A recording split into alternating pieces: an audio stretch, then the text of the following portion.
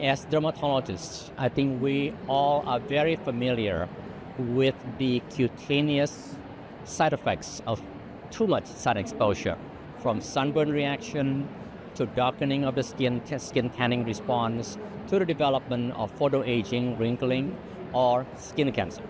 So this is very familiar to all of us. However, we also know that we all enjoy outdoor activities. There are a lot of benefits for outdoor activities, exercise, health, both physiological health as well as psychological health. So as dermatologists, I think we need to make sure that we can send a message to the public and to our patients that there is a balance between the two, that we need to practice proper photoprotection so that we can minimize the side effect of sunlight, yet at the same time, we can continue to enjoy activities.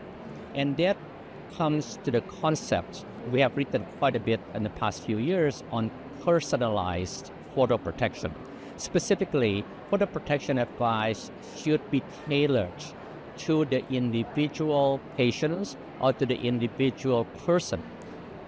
Patients who work outdoor or individual who works outdoor most of the time clearly needs to use very, very good photo protection while they're outdoor. However, patients or individuals who work indoor primarily, then they don't have to practice as rigorous photo protection as an outdoor worker. Individuals who are darker skin needs to practice photo protection to prevent tanning response of the skin, which is protection against visible light and also against UVA. But individuals who are fair skin needs to use sunscreen that has high enough SPF, not only to prevent sunburn, but also to prevent eventual development of skin cancers. So that's what we meant by using personalized photo protection to balance out the benefit and the side effects of sun exposure. We all know that sunlight would result in synthesis of vitamin D. Vitamin D obviously is very important for our bone health. However, we also know that regular practice of photoprotection would not affect the vitamin D level, would not result in a suppression of vitamin D level.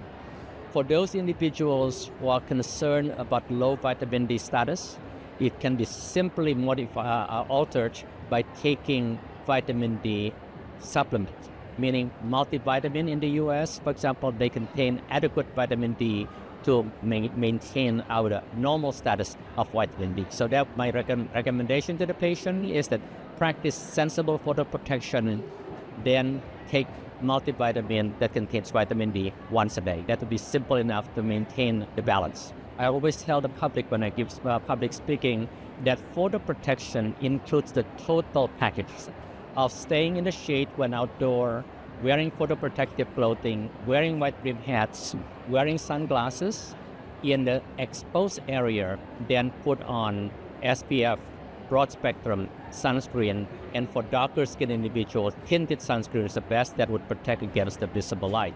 So I think as dermatologists, we have to give photoprotection advice that is acceptable to the patient, that makes sense. I mentioned earlier on before, so-called personalized photoprotection.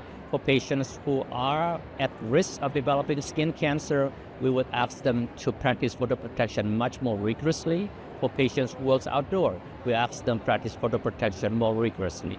Patients who work indoor, on the other hand, once a day in the morning to put on sunscreen should be sufficient. If you are working indoor all day long, there's really no need to put on sunscreen because they are not going to be exposed to any harmful effect of sunlight. So I think unless we send a message that to the patient sounds reasonable, it is not going to be accepted. They're not going to follow the advice.